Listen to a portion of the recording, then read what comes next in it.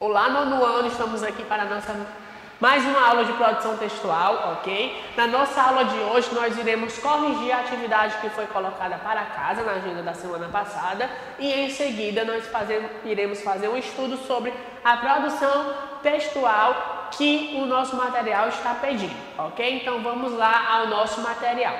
Gente, na aula passada nós estudamos e vimos o gênero poema, né? E nesse gênero poema, nós escutamos a declamação de um poema de Carlos Drummond de Andrade, que é justamente o poema que nós temos aqui no nosso material, certo? Então, nós vamos trazer aqui um trecho do poema do Carlos Drummond de Andrade, no caso, Para Viver um Grande Amor, certo? Então, é preciso abrir todas as portas que fecham o coração, quebrar barreiras construídas ao longo do tempo, por amores do passado que foram em vão. É preciso muita renúncia em ser e mudança no pensar. É preciso não esquecer que ninguém vem perfeito para nós. É preciso ver o outro com os olhos da alma e se deixar cativar. É preciso renunciar ao que não agrada ao seu amor, para que se moldem um ao outro como se molda uma escultura, aparando as arestas que podem machucar. É como lapidar um diamante bruto para fazê-lo brilhar. Então aqui nós temos um trecho desse poema, né, Para Viver um Grande Amor. Então qual a visão desse eu lírico para viver um grande amor? Né? É preciso abrir todas as portas que fecham o coração. Então no primeiro verso nós já temos a seguinte indicação, que é preciso você estar aberto para de todas as formas o seu coração, para que você possa viver esse grande amor. Depois ele vem dizer, é preciso quebrar barreiras construídas ao longo do tempo. Então, se tu tem marcas do passado, dos amores que você viveu, que não foram histórias bem-sucedidas, então você tem que quebrar essas barreiras. Se você tem medo de viver um grande amor, então você tem que quebrar essa barreira. Por amores do passado que foram em vão. Isso confirma no terceiro verso, que você precisa quebrar essas barreiras devido aos amores que você já teve, né? É preciso muita renúncia em ser e mudança no pensar. Para você viver um grande amor, você precisa renunciar em ser. Muitas vezes, você precisa renunciar ao que você é para viver um grande amor. Porque muitas vezes o amor nos impõe determinadas situações, né? E ele vem dizer, e mudança no pensar. Para viver um grande amor, temos que mudar também o meu pensamento. Aí ele vai dizer, é preciso não esquecer que ninguém vem perfeito para nós. Então a gente precisa perceber nisso aqui, para viver um grande amor, que nem sempre o outro é perfeito. Então por isso que a gente precisa mudar o pensamento, né? Porque por mais que a gente ache que o outro seja perfeito, mas vão existir pequenos defeitos. E são nesses pequenos defeitos que eu devo mudar o meu pensar, certo? Aí ele vem dizer, é preciso ver o outro com os olhos da alma e se deixar cativar. Se eu quero viver um grande amor, eu também preciso ver o outro com os olhos diferentes, né? Eu preciso ter muitas vezes que mudar o meu pensamento, mas eu também preciso ver o outro de uma forma diferente para me viver esse grande amor, né? É preciso renunciar ao que não agrada ao seu amor. Às vezes em relacionamento tem coisa que não agrada a gente, mas a gente precisa ter esse pensamento maduro de poder renunciar, né? Isso aí, eu não gosto, mas pelo outro eu vou suportar. Eu não gosto daquele parente dele, mas devido a isso eu vou suportar. Eu não gosto de uma determinada mania que ele tem ou que ela tem e eu vou ter que suportar, né?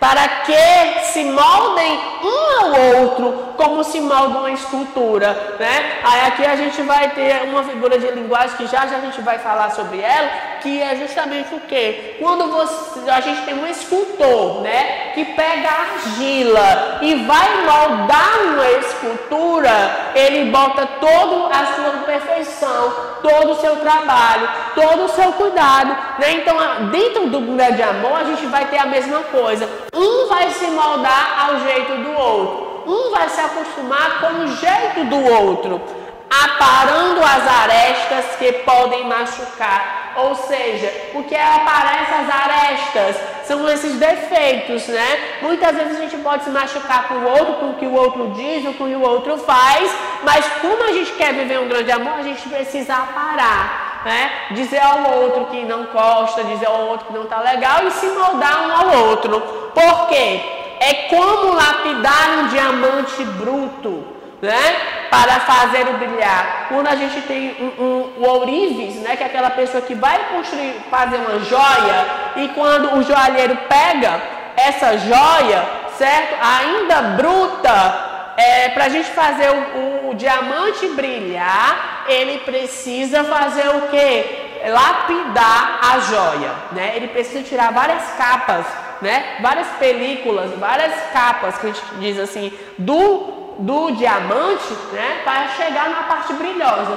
Então é justamente isso, viver um grande amor é você todo dia poder lapidar o outro e poder se acostumar com o outro, certo? Então essa é a interpretação que a gente pode tirar desse poema, né? Espero que essa interpretação que eu fiz agora seja que vocês também fizeram aí na leitura desse texto, e vocês possam perceber como é bem profundo quando a gente pega um poema e vai lendo verso por verso e buscando a interpretação de cada um, certo?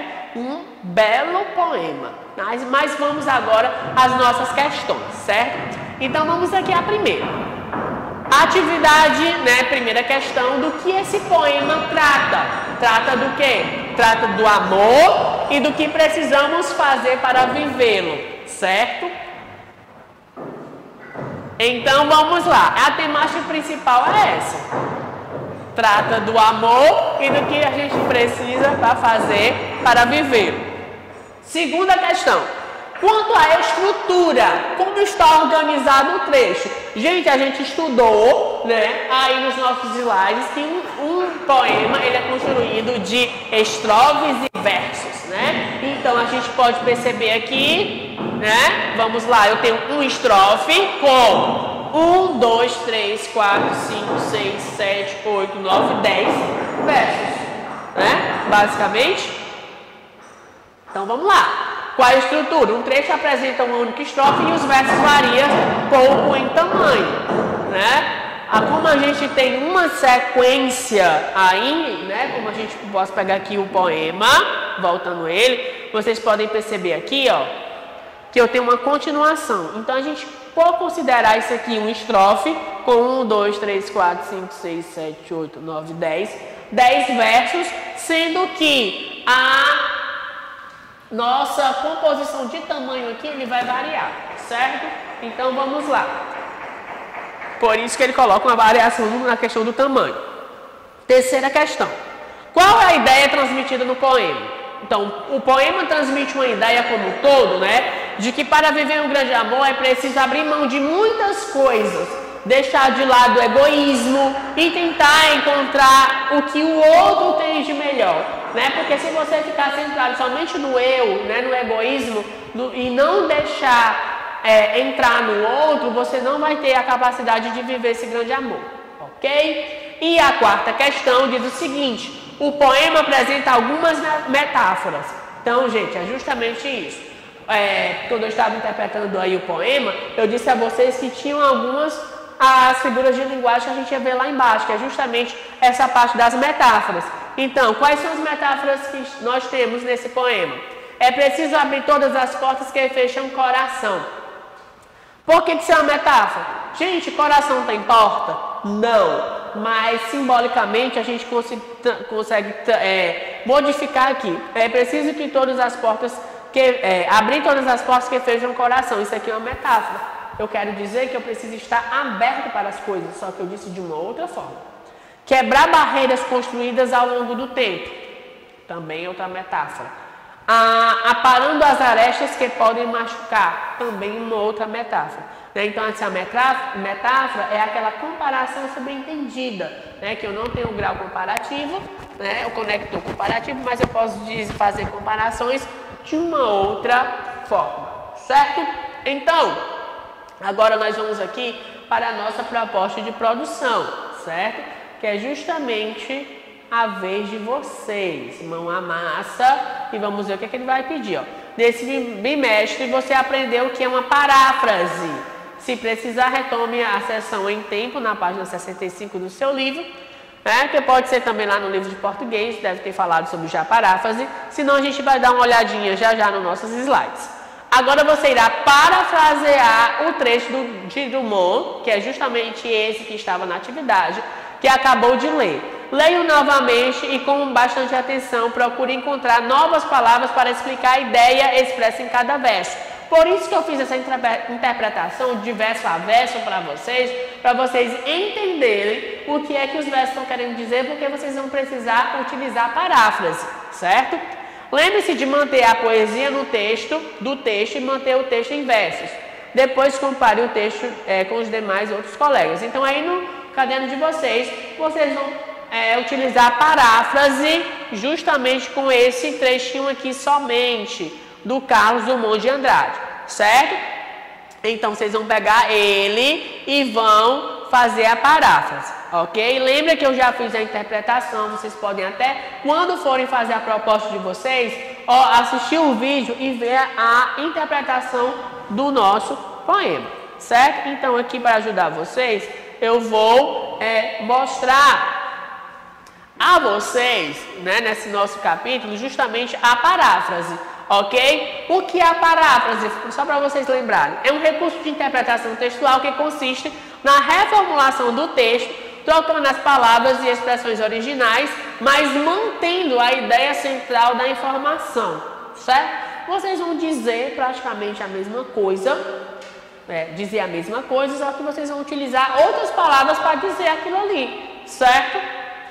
A intertextualidade é uma das principais características da paráfrase, pois para que esta exista é necessária a ligação de termos que serve como alusão para a produção, Porque a intertextualidade, João, eu pegar um texto e fazer referência a outro, Então eu posso muitas vezes estar escutando uma música e lembrar de um trecho de um livro, ou lembrar de um trecho que também estava na Bíblia, de um trecho que já foi falado, de um ditado popular, certo? Então, isso é intertextualidade, é um texto falando de outro. Então, a paráfrase é basicamente isso, você vai ter um texto novo que você vai criar com base em outro, Tanto porque vocês também vão poder copiar as coisas que estavam lá no outro, mas mudando as palavras. Em alguns casos, a paráfrase é considerada como um mecanismo que ajuda a clarificar alguns textos, Pois para ajudar a explicar as expressões. No campo linguístico, a paráfrase pode significar um modo diferente de transmitir determinada palavra ou determinada mensagem. Mas vamos ver aqui, Gente, nós temos dois exemplos básicos aqui. Certo? Primeiro, nós temos o trecho da Canção do Exílio, que foi escrito em 1843. A Canção do Exílio é um poema, certo? Que está lá no nosso romantismo, do Gonçalves Dias, que ele vai falar no seguinte: nosso céu tem mais estrelas, nossas bases têm mais flores, nossos bosques têm mais vida, nossa vida mais amores. Quando ele escreveu a Canção do Exílio, o nosso Gonçalves Dias nem estava no Brasil, ele estava na Europa, e de certa forma ele soube que o Brasil se tornou independente. Então ele estava com saudade do Brasil. Então essa Canção do Exílio, é porque ele estava em outro local e estava com saudade do Brasil. Então ele lembra: nosso céu tem mais estrelas, nossa base tem mais flores, nossos bosques têm mais vida, nossa vida mais amores. Como esse trecho exalta o Brasil, quando foi construído o hino nacional brasileiro em 1909, os autores pegaram um trecho da Canção do Exílio e colocaram o nosso hino nacional. Então, nos versos que dizem: do que a terra mais garrida, teus risonhos lindos campos têm mais flores, nossos bosques têm mais vida, nossa vida no teu seio mais amores. Esta partezinha aqui final é o que a gente chama de paráfrase, porque eles retiraram de um texto que já existia, no caso, a Canção do Exílio. Então, o nosso hino nacional ele é composto de poemas que já foram escritos exaltando o nosso Brasil, certo? Então, o nosso hino nacional ele tem muito essa utilização de paráfrase. Ele vai utilizar o mesmo texto, por isso intertextualidade. Um texto novo falando de um outro mais antigo, certo? Então, essa é a ideia que vocês irão utilizar na produção textual de vocês. Vocês vão parafrasear o poema do Carlos Drummond de Andrade, né? Escrevendo um outro poema, só que vocês vão modificar um pouco as palavras. Tem que manter a ideia do contexto da interpretação, certo? Então, uma boa produção e até a próxima.